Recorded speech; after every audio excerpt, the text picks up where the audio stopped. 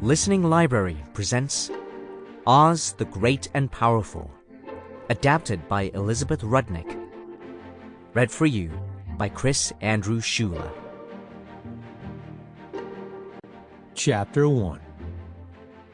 The circus had arrived in town. While it was a rather small and somewhat run-down affair, the citizens of the rural Kansas town still made their way through the gate, eager to escape their dull and gray lives, if just for a few minutes, and enter a world of wonder. Horse-drawn buggies were parked outside, while farmers and their wives strolled the midway, taking in the sights. A strong man accepted an iron bar from his beautiful wife and, gritting his teeth, slowly bent it. Farther down, a carnival worker shouted to passers-by, encouraging them to come and see the gun-slinging, sharp-shooting honey pie of the Wild West, Miss Betty Lou Gumption. Suddenly, one voice rose above the others. It was coming from in front of a medium-sized exhibition tent. "Right this way, folks!" the man in front of the tent called out. "Come and meet a master of magic and prestidigitation. He has traveled the world and baffled the crown princes of Europe.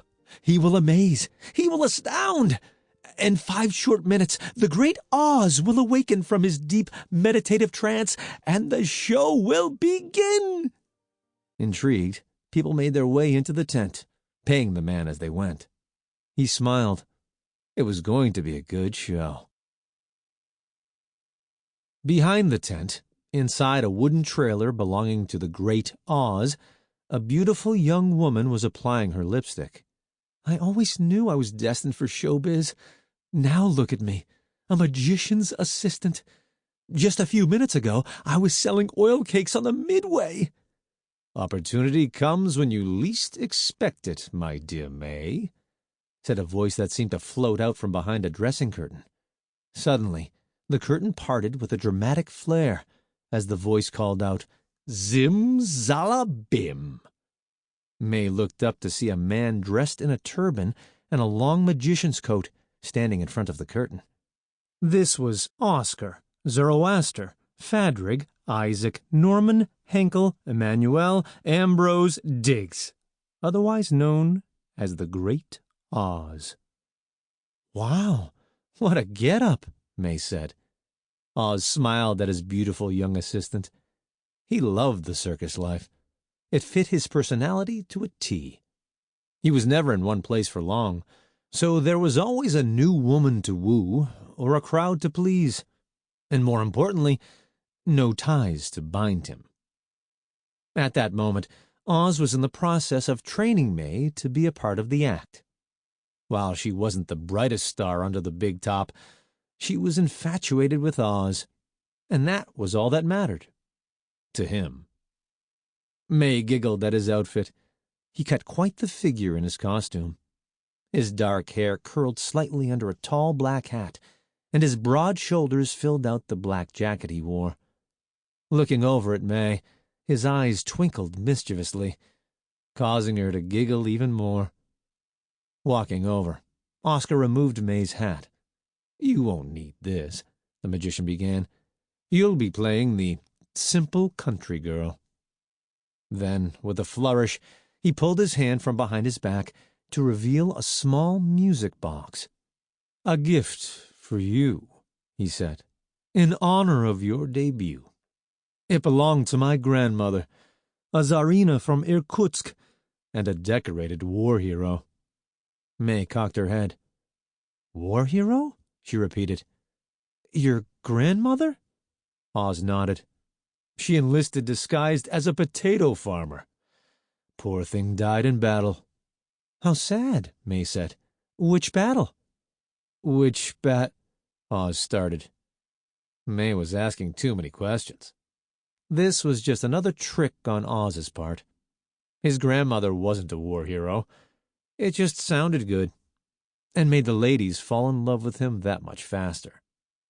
He quickly racked his brain for an answer. "Oh, there are so many," he finally said. "You've heard of the Battle of, Kreplach?" May shook her head. Oz smiled. Oh, good. It was the Battle of Kreplach, a bloody skirmish.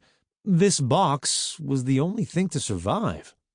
He opened the music box, and it began to play a lovely tune. I know Grammy would want you to have it.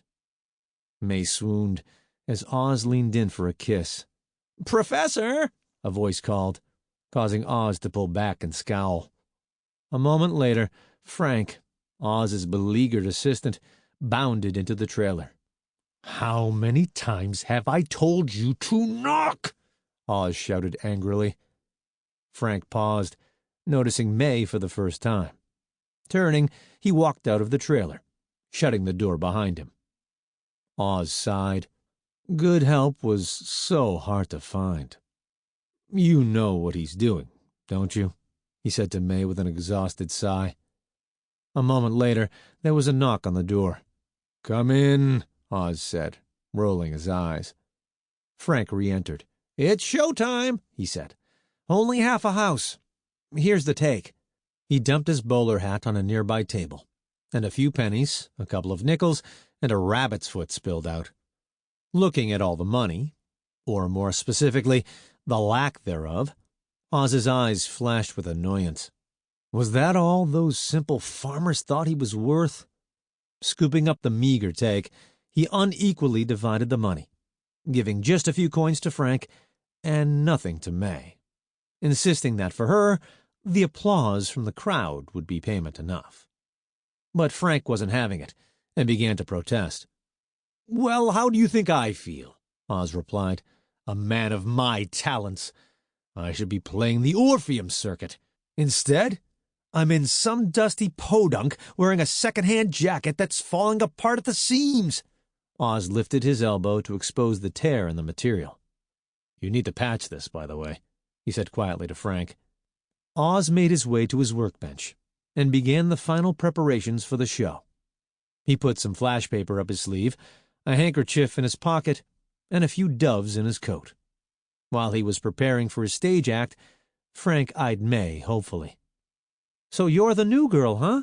He said as she smiled at him. Good. We needed a new one. The last one left us. Poor thing suffered from a broken heart. Attack! Heart attack! Oz quickly interrupted. She's resting in Abilene and is expected to make a full recovery. The magician then glared at Frank. How dare he tell her why she really left? Perhaps you'd like to join her, Oz said to Frank, with a slight undertone of menace to his voice. It was all for show. But then again, Oz was a showman, and a very good one. Satisfied that he had put Frank back in his place, Oz turned his attention back to May. They had gone over her role before, but he wanted to make sure she knew what to do. Now remember, when I ask for a volunteer, he began. I raise my hand, May finished proudly. Oz gave her a smile. You are overqualified, my dear. Turning, he walked out of the trailer, Frank and May close behind. It was time to make some magic. The show was going smoothly. Oz stood in front of a curtain, crafting a story to go with his tricks. Torches were set up, their flames flickering in the dim light of the tent. Journey with me, he began, across the desert to the mysterious lands of the Arabian Peninsula. In their seats, the audience leaned forward, eager to hear what was to come. Waving his hand, the curtains parted behind him, revealing an Arabian backdrop. People oohed and ahed. Oz smiled and went on. Oz motioned with his hands, and suddenly the flames on the torches dimmed. The audience gasped. For 5,000 years, Oz continued, Fernanda's lonely spirit has been trapped. But tonight, we will attempt to free her. Looking out over the audience, Oz suppressed a grin. He had them just where he wanted them. I will require a volunteer from the audience. No one raised a hand. Not even May, who sat in the third row. Sample complete. Ready to continue?